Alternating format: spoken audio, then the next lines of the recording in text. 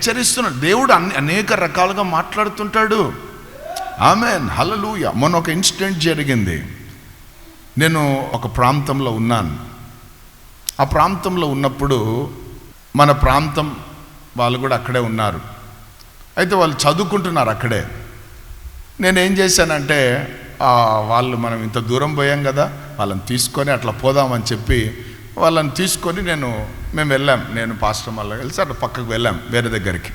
అప్పుడే ఒక ఫోన్ వచ్చింది వాళ్ళ నాయనకు. ఏమని వచ్చిందంటే, మీ పిల్ల మా చేతిలో ఉంది, మా దగ్గరే ఉంది కాబట్టి అని వాళ్ళు చెప్తే, దూరంగా ఉన్న వాళ్ళకి ఏం తెలుస్తుంది?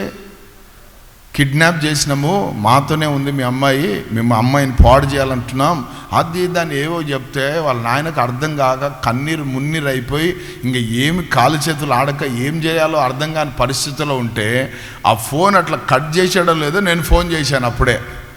అన్నా ఇట్లా మేము వచ్చాము, ఇక్కడ ఉన్నాము, ఆ పాప కూడా మా దగ్గర ఉంది అని చెప్పే వరకు ఆయనకి ఆ సంబరం. చూసారా? అంటే మన దగ్గరికి ఏ కాల్స్ అయినా రావచ్చు. అందుకే గుడ్డిగా నమ్మొద్దు. ఇప్పుడు అందరి చేతిలో ఫోన్లు ఎందుకున్నాయంటే నువ్వు మోసం చేయడానికి. నిన్ను టెక్నాలజీ పెరిగిందని కాదు, నువ్వు మోసపోవడానికి. నీ భర్త, నీ భార్య, నీ పిల్లలు, నువ్వు దేనైతే ప్రేమిస్తావు దానికి చెప్పేస్తాడు. నీ బ్యాంకులో ఉన్నది అది అన్నీ చెప్తే ఆ వార్తలు మనం ఏం చేయొద్దు, వెంటనే ఏం కావద్దు, రియాక్ట్ కావద్దు. అవునా అట్లేందా, ఒక్క నిమిషం నిదానించండి. హల్లెలూయా, ప్రైజ్ ది లార్డ్. ఏమే బుద్ధిహీనులు అన్నీ నమ్ముతారు. మన బుద్ధిహీనం కాదు, జ్ఞానవంతులం. ఆశా నిగ్రహం దేవుడు మనకి ఇచ్చాడు, అదొక వరం. ఆమేన్, హల్లెలూయా. ఎంతమందికి కావాలి ఆశా నిగ్రహం? నాకు ప్రవచనం కావాలా, ప్రవచనం వరం దయచే వద్దులే, ఫస్ట్ ఇది కావాలా, ఆశా నిగ్రహం. రెండవది ఆత్మల వివేచన అనే వరం ఉంది. ఈ రెండు చాలా అవసరం మనకు భూమి మీద. ఏ వివేచనం కావాలా? ప్రభువా ఆత్మ వివేచన వరం నాకు దయచేయి. ఎందుకు అని అంటే, ఈ ఆత్మ వివేచన ఉందనుకో ఎవరు ఏం చేస్తున్నారో మనకు అర్థమైపోతుంది. ఏ ఆత్మతో కూడా వచ్చి మనం ముందుకు నిలబడ్డాడు. ఈరోజు సేవకులుగా మేము నిలబడడానికి ఆత్మనే మాకు సాయం చేస్తాడు. ఆమేన్, మీకు కూడా అది అవసరము. హల్లెలూయా, దేవుని నామానికి మహిమ కలుగును గాక. మన అవసరతను బట్టి మనం కొన్నిసార్లు ఏమైపోతుంటాం అంటే అన్నీ నమ్మేసి పరిగెడుతూ ఉంటాం. దేవునికి స్తోత్రం. నేను ఎప్పుడు పేపర్ చూడను అని ఒకరోజు పేపర్ చూశాను. అప్పుడు మందిరం నిర్మాణంలో ఉంది. నాకు డబ్బు చాలా అవసరం ఉంది. ఎవరి దగ్గర పోయి బ్యాంకులలో పెడితే ఎవడు లోన్ వచ్చేటట్టు కాదు, పాస్టరా సార్ మీరు, ఫాదరా సార్ మీరు అని ఈ రాగాలు తీసి, అంటే మీరు అర్హులు కాదు అన్నట్టుగా కదా. మళ్ళీ మనం ఇండియాకి ట్యాక్స్ కూడా కడుతున్నాం, అయినా ఐటీ రిటర్న్స్ ఉన్నా వాళ్ళు బ్యాంక్ వాళ్ళు కొంచెం అంటే ఎట్లా కడతారు మీరు ఎట్లా అని ఇవన్నీ వాళ్ళ ఆలోచనలు వాళ్ళకి అట్లా చాలా.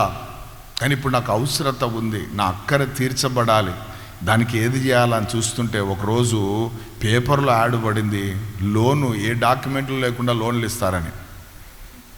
అదెంత మళ్ళీ 50 లక్షల పైన అని పెడితే పేపర్లో వచ్చిందంటే అది ఒరిజినల్ ఉంటుందని నేను అనుకున్నాను. మళ్ళీ కింద ఒక లైన్ రాసింది, నేను చదవలేదు దాంట్లో. మీకు ఏది జరిగినా మేము బాధ్యులం కానీ రాసుకున్నారు వాళ్ళు పేపర్లో. వాళ్ళు డబ్బు కోసం యాడ్ ఇచ్చారు కానీ ఒరిజినల్గా ఏంటంటే వాళ్ళు మాకు తెలియదు, వాళ్ళు ఏదో చేయమంటే వేసాము, వాళ్ళ డబ్బులు మేము వ్యాపారం అంతే తప్ప దానికి మేము పూచి కదని ముందే రాసుకున్నారు. కింద చిన్న అక్షరాలు ఉంటుంది టర్మ్ అండ్ కండిషన్స్ అని, పెద్దగా పెట్టవచ్చు కదా. అదే మోసం అంటే. హల్లెలూయా. 50%, 60% అని వాడు ఆఫర్లు పెడతారు. అద్భుతం ఏంటంటే అప్ టు అని రాస్తారు. ఏం రాస్తారు? Up to. అదే పెద్ద మోసం. అప్ టు లేదనుకో 50% ఇచ్చేస్తారు. కానీ అప్ టు ఉందంటే నువ్వు 50 అని పోయితే 5% కూడా వస్తుందో రాదో గ్యారంటీ లేదు. అప్ టు సార్ అంటారు అంతే. సో ఇవన్నీ కూడా మనం తెలుసుకోవాలి, జాగ్రత్తగా ఉండాలి. హల్లెలూయా. అని అవసరత అటువంటిది. కాబట్టి నేను ఫోన్ చేస్తే వాళ్ళు ఏమన్నారంటే, సరేనండి మీ అప్లికేషన్స్ స్టార్ట్ చేయడానికి 2500 పంపించండి ఫస్ట్, దాని తర్వాత మీకు అప్లికేషన్ ప్రాసెస్ స్టార్ట్ అవుతుంది అది ఇదంటే మనకేం తెలుసు. అమాయకంగా పంపించిన, ఒప్పుకుంటున్నా. పంపించాను. పంపించిన తర్వాత వాళ్ళు ఇంకా మామూలు బిల్డప్ కాదు, ఆడిటర్ దగ్గర ఉంది మీ ఫైల్ స్టార్ట్ అయింది, అడ్వకేట్తో కూడా మాట్లాడుతున్నాం, అది అంత నార్త్ ఇండియన్స్ అంత హిందీలోనే మాట్లాడుతున్నారు, ఆ సెటప్ కూడా ఎట్లుందంటే మామూలుగా లేదు అని చెప్పి నెక్స్ట్ స్టెప్ ఏమన్నారంటే 25,000 డిపాజిట్ చేయండి.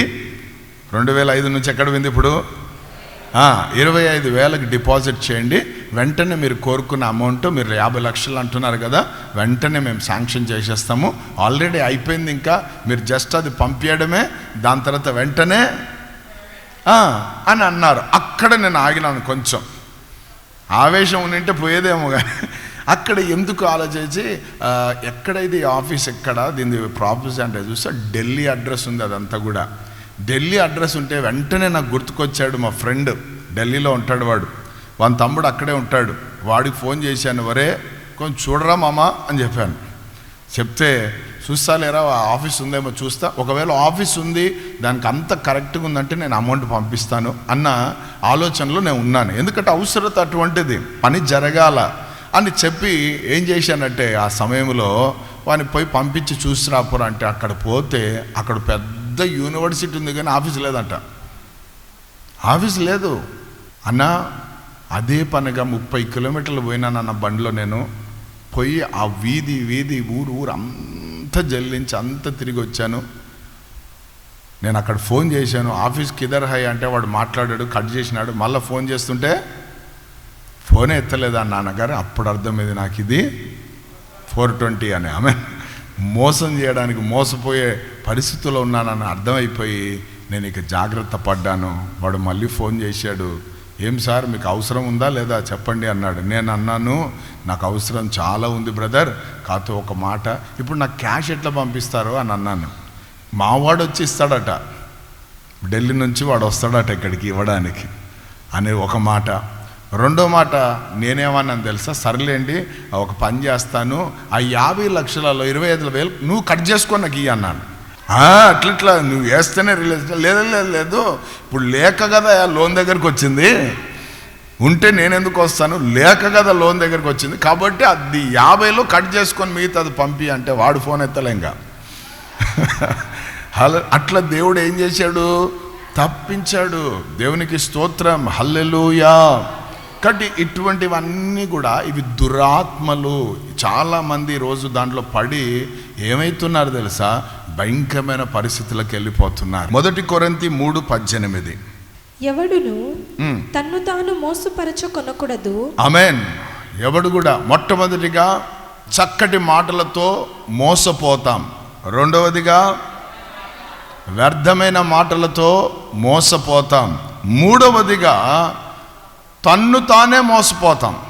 అంటే మనకు మనం ఎట్లా మోసపోతాము అని అంటే మనకు మనమే జ్ఞానవంతులం అనుకుంటాం. ఆమేన్. వాక్యం ఏమంటుందంటే నీకు నీవే జ్ఞానవంతుడు అనుకోవద్దు అంటది. నేను జ్ఞానిని కదా అని నువ్వు అనుకోవద్దు అంటది. ఎదుటోడు ఏం తెలియనోడు నాకు అన్ని తెలుసు అన్న రేంజ్లో మనం పోతాం చూడు, దాని ద్వారా మనం మోసపోతాం. అర్థమైందా? దేని ద్వారా? మనకు మనమే నాకు నేను జ్ఞానిని అనుకున్నావు అనుకో, దీని ద్వారా నిన్ను నువ్వు మోసం చేసుకుంటున్నావు. నరుని హృదయంలో అనేకమైన తలంపులు పుడతాయి, కానీ యెహోవా తీర్మానమే స్థిరము అని వాక్యం చెప్తుంది. నీ మనసులో అనేకమైన తలంపులు పుడతాయి.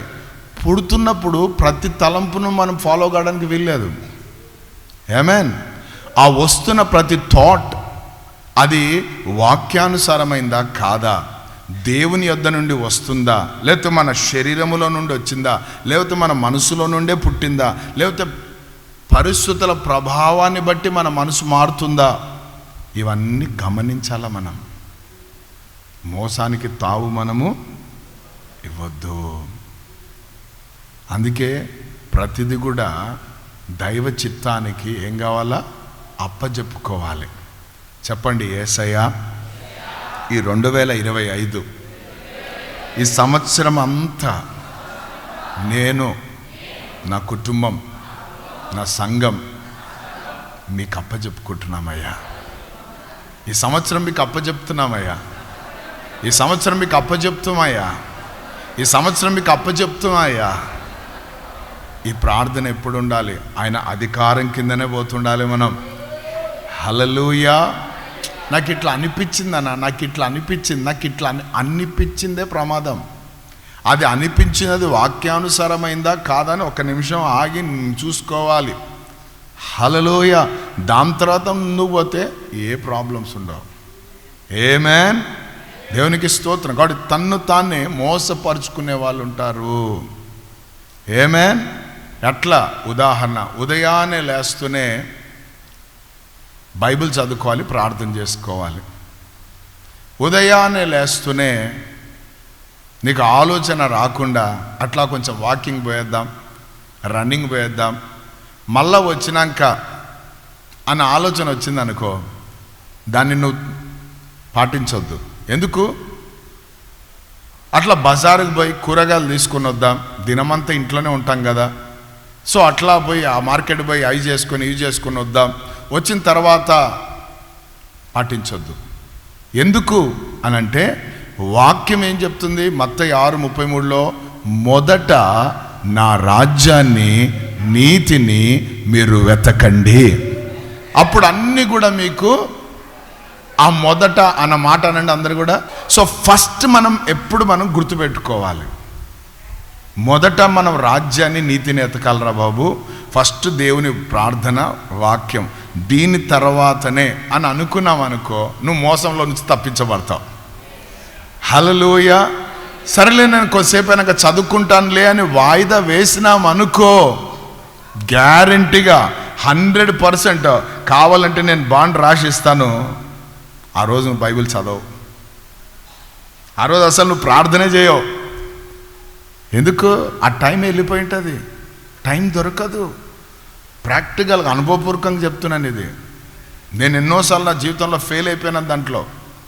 కొంచెం ఏమంటారు నిర్లక్ష్యం, కొంచెం అవిధేయత, కొంచెం సోమర్తనం.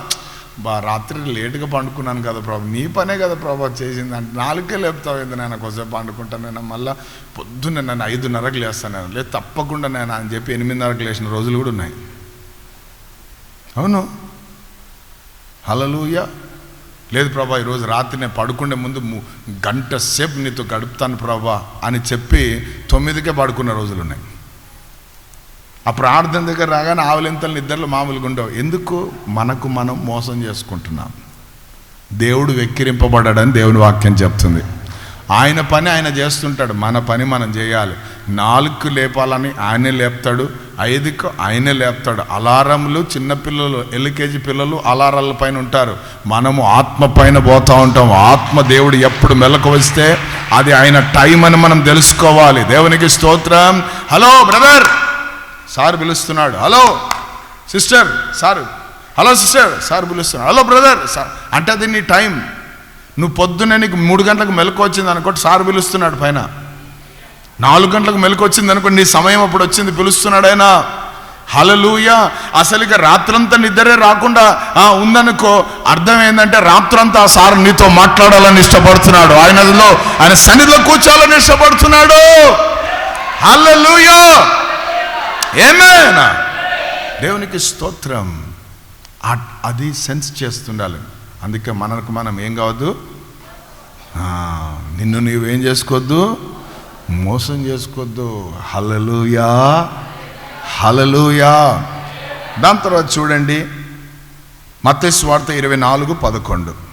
అనేకులైన అబద్ధ ప్రవక్తలు వచ్చి పలువురిని మోసపరచెదరు. ఏమంట? అనేకమైన అబద్ధ ప్రవక్తలు వచ్చి, అనేకులైన అబద్ధ ప్రవక్తలు వచ్చి పలువురిని మోసపరచెదరు. ఒక్కరు కాదంట, అనేకమైన అబద్ధ ప్రవక్తలు వచ్చి ఏం చేస్తారు? నిన్ను మోసం చేయడానికి అనేకమైన అబద్ధ ప్రవక్తలను సైతాన్ గడు నిలబెట్టి పెట్టాడు. 24 అదే అధ్యాయం.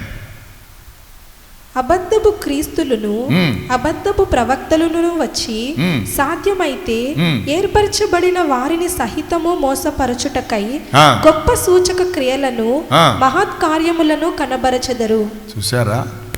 ఏర్పరచబడిన వారి సహితము మోసం చేయడానికి సాతానుగాడు ఏం చేస్తున్నాడంటే తెలుసా?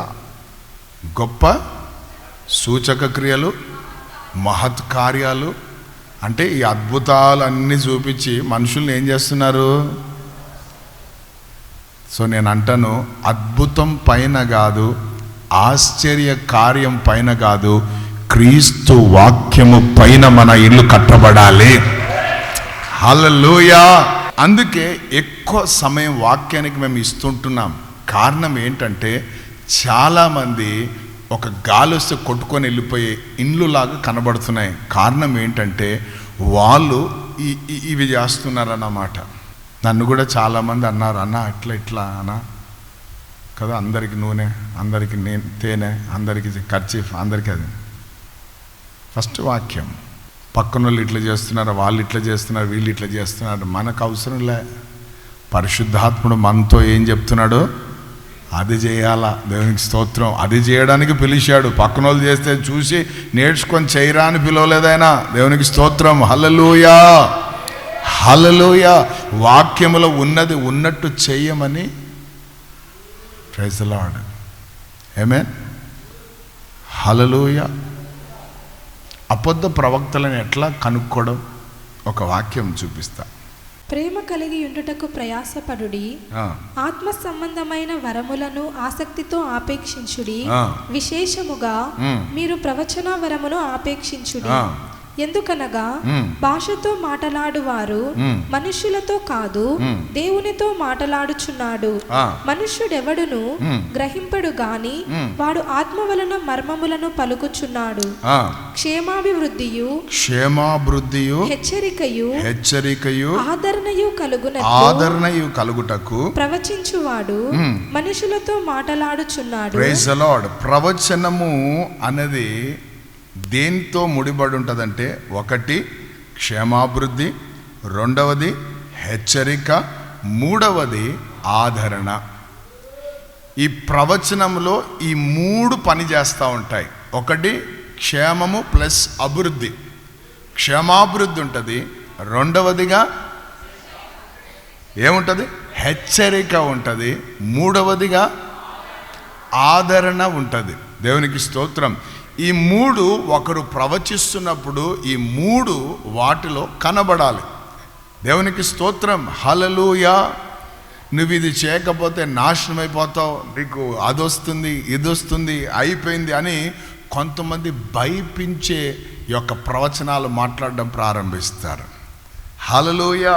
కాబట్టి ఎప్పుడు చూసినా సైతాన్ వస్తున్నాడు, ఎప్పుడు చూసినా నీకు రోగాలు వస్తాయి, ఎప్పుడు చూసినా నీ మీద తెగులుంది, ఎప్పుడు చూసినా చీకటి కనబడుతుందంటే ఇవి మనము నమ్మడానికి వీలు లేదు. ఒక ప్రవచనం ఎప్పుడు కూడా మనకు క్షేమాభివృద్ధిని కలగజేస్తుంది. ఒక ప్రవచనం ఎప్పుడు కూడా మనను హెచ్చరిస్తుంది. ఒక ప్రవచనం ఎప్పుడు కూడా మనను ఏం చేస్తుంది? ఆదరిస్తుంది. దేవునికి స్తోత్రం. అది ప్రవచనమై ఉన్నది. కాబట్టి వాటితో ఒక ప్రవక్తగా మన ముందుకేరని వస్తే మనము యాక్సెప్ట్ చేయడంలో తప్పేం లేదు. దేవునికి స్తోత్రం. హల్లెలూయా. వాళ్ళు ఎప్పుడు కూడా ఈ యొక్క క్షేమాభివృద్ధి కోసం ఆలోచిస్తారంటే సంఘము యొక్క క్షేమాభివృద్ధి. సంఘానికి కాకుండా లోకానికో లేకపోతే వ్యక్తిగతంగానో వారి క్షేమం గురించి ప్రవచనాలు చేస్తున్నారంటే మనము కనిపెట్టుకొని ఉండాలి, జాగ్రత్తగా ఉండాలి. ఎందుకంటే ఈ మధ్యలో మనం చూస్తున్నాం ఎక్కువ ప్రవక్తల మినిస్ట్రీలు ప్రారంభమవుతున్నాయి. ప్రొఫెటికల్ మినిస్ట్రీ ఎక్కడ చూసినా కదా. దేవునికి స్తోత్రం.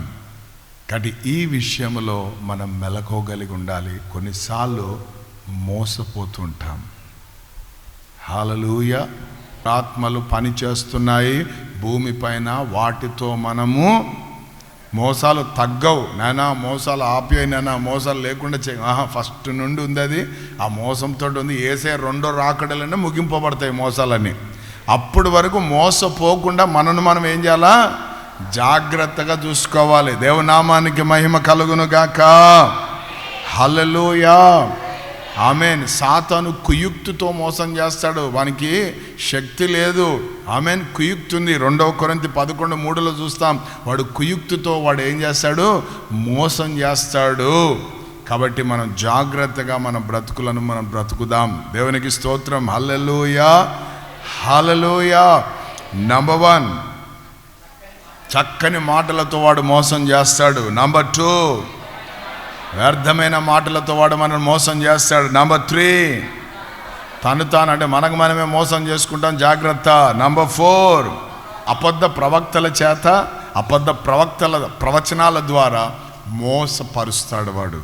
కాబట్టి మనం చాలా జాగ్రత్తగా ఉండాలి. దేవునికి స్తోత్రం. హల్లెలూయా, హల్లెలూయా.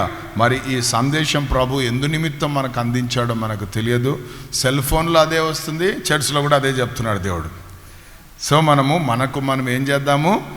జాగ్రత్తగా ఉందాం. దేవునికి స్తోత్రం. బంగారం కడుగుతాని తీసుకొని వేసి మొత్తం వెండి తెచ్చిపోయినాడంట ఒకడు. అంత మోసం చూడండి, అట్లుంటాయి అన్నమాట. హల్లెలూయా, దేవుని నామానికి మహిమ కలుగును గాక. మేము మోసపోకుండా మీ కృప మాకు దయచేయనాయనా, మీ జ్ఞానం మాకు దయచేయనాయనా, మీ బలం మాకు దయచేయనాయనా, వివేచన నాకు దయచేయనాయనా అని ప్రభు దగ్గర అడుగుదాం. వివేచన అంటే అర్థం చేసుకునే మనసు. ఎవరు ఎట్టి ఆత్మయ్య ఉన్నారో మనకు అర్థమైపోవాలి. హల్లెలూయా. ఎదుటివాన్ని తెలుసుకోవడం చాలా సులువు. వాక్యం చదివితే తెలుసుకోవచ్చు. ఎదుటివాని గురించి యేసు ప్రభు నేను ఎట్లా నేర్చుకున్నాను చెప్తున్నాను మీకు. ఒక వ్యక్తి మనతో 5 నిమిషాలు లేక 10 నిమిషాలు మాట్లాడితే ఆ వ్యక్తి ఎవరో మనకు తెలిసిపోతుంది. ఎట్లా అంటే యేసు ప్రభు అంటాడు, హృదయం నిండు దాన్ని బట్టి నోరు మాట్లాడుతుంది అన్నాడు. ఇప్పుడు ఒక వ్యక్తి వచ్చి అక్కడ బిర్యానీ ఉంటుంది, ఇక్కడ సందులో దోషాలు ఉంటాయి, అక్కడ పొంగనాలు ఉంటాయంటే వాడు తిండిపోతాడని తెలుసుకోవాలి. మన హృదయం దేంతో నిండిపోబడింది?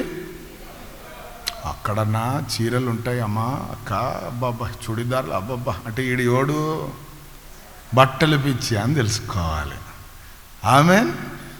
అక్కడ పోతే బంగారం చౌక తక్కువ అని చెప్తున్నాడు. వీడికి ఏం పిచ్చింది? రాత్రంతా ప్రార్థన చేసినా, పొద్దున మందిరాన్ని పోయినా, ఎంత ఉద్యోగం, ఎంత ఆనందం, ఎంత వాడు ఎవరు? ఆత్మీయుడు అని తెలుసుకుంటాను.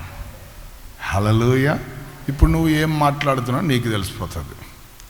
నీ హృదయంలో ఏముందో 2 అయినా వదలలే, 2.5 అయినా వదలలే, 3.5 అంటే ఇది గొడుగుడు ఆత్మ లోపల ఉందని అర్థం. నువ్వు ఆత్మతో ఉన్నావని అర్థం. హల్లెలూయా. భక్తిహీనులాతో నివసించుట కంటెను నీ మందిరావరణములో ఒక్క దినము గడుపుట 1000 దినాల కంటే శ్రేష్టమైనది. అనుకుంటా లోపల ఉన్నాం అనుకో, ఇంకా శ్రేష్టమైనది మరి. ఆమేన్. హల్లెలూయా. అందరం ప్రార్థన చేసుకుందాం. Thank you lord. ఈ సంవత్సరం వాగ్దానం కీర్తన 84:5. ఆమేన్. నీ వలన బలమునందు మనుషులు నాయనా మోసపోకుండా నీ బలముతో నన్ను నింపు నాయనా అని ప్రార్థన చేద్దాం. హల్లెలూయా. ప్రార్థనకు ఆటంకంగా, వాక్యానికి ఆటంకంగా, నాయనా పరిచర్య చేయకుండా ఆటంకంగా, నాయనా మీ సాక్షిగా జీవించకుండా ఆటంకంగా, కుటుంబంతో సంతోషంగా, సమాధానంగా, ఐక్యతతో, ఆనందంగా ఉండకుండా నాయనా చేసే ఆటంకాలు, నాయనా ఈ మోసపు ఆత్మలన్నిటినీ నాలో నుంచి తొలగించండి అయ్యా. మా యొద్ద నుండి తీసివేయండి అయ్యా. మేము ఎవరిని మోసం చెయ్యొద్దు, మేము ఎవరి చేత మోసపోవద్దయ్యా. కట్టి మోసగాళ్ళు బయలుదేరి ఉన్నారు ప్రభా. నాయనా మోసాలలో మేము పడకుండా, నాయనా మోసాలలో మేము కూడా మోసం చేయకుండా బ్రతకలేము, మోసం చేయకుంటే జరగదన్న ఆ కాన్సెప్ట్, ఆ మైండ్ ఆలోచనలు అన్నీ కూడా తొలగించమని ప్రార్థిస్తున్నాను. క్రొత్త సంవత్సరం క్రొత్తగా మొదలుపెట్టే కృప మాకు దయచేయండి ప్రభా.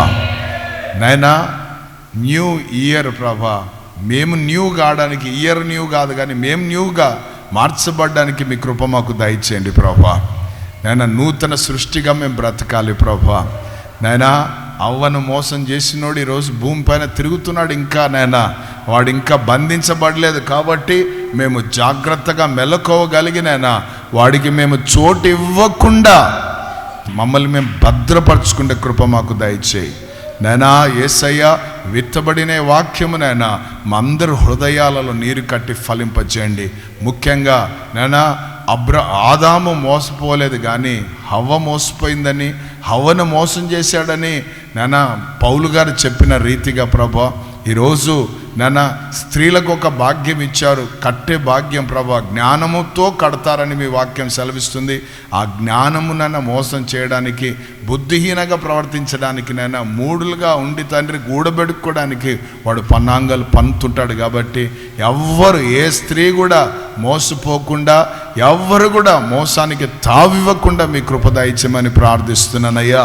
నైనా గొప్ప దేవ తండ్రి, అపవాది యొక్క తంత్రములను మేము ఎరగని వారము కామునైనా గొప్ప దేవ, వాడి క్రియలన్నీ మాకు తెలుసు నాయనా.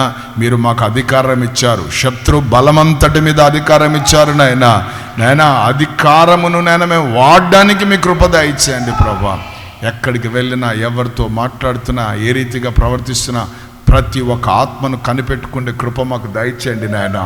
తండ్రి నూతనమైన వ్యక్తుల దగ్గర జాగ్రత్తగా మెదులుకునే కృప దయచేయండి నాయనా.